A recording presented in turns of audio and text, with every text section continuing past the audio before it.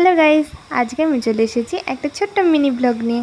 আজকে আমি তোমাদের সাথে শেয়ার করব আমার প্রথম এয়ারপোর্টে যাওয়ার ভিডিও। তো গিয়ে যেটা দেখতে পেয়েছিলাম সেটা হচ্ছে যে এয়ারপোর্টে ছিল দুটো এন্ট্রি গেট। একটা এন্ট্রি গেট দিয়ে তারা প্রবেশ করছিল যারা যাচ্ছিল দেশের বাইরে ঘুরতে, আর একটা এন্ট্রি গেট দিয়ে তারা প্রবেশ করছিল যারা দেশের মধ্যেই কোনো জায়গায় যাচ্ছিল। তো আমরা যেহেতু যাচ্ছিলাম মুম্বাই, তাই আমরা এই গেটটা দিয়ে প্রবেশ করেছিলাম। আর যেহেতু দিনটা ছিল 26শে ডিসেম্বর, তাই আমরা এয়ারপোর্টে গিয়ে দেখতে পেয়েছিলাম ক্রিসমাস ট্রি।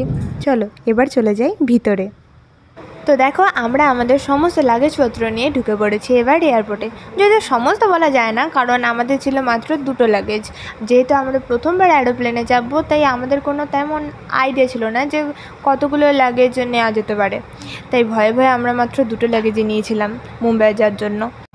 তো যেহেতু প্রথমবার এয়ারপোর্টে এসেছি, তাই আমাদের একটুখানি তো টাইম লেগেই ছিল ওই চেকিং যেখানে হয় সেই জায়গাটা খুঁজে বার করতে আর কি।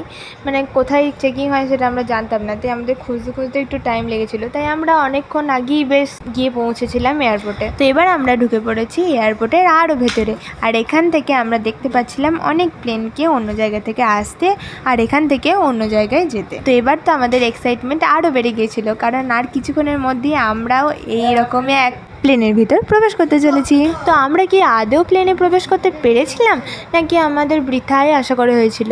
এই সমস্ত কিছু জানতে হলে নজর রাখতে হবে এই ভিডিওরই পার্ট 2-তে।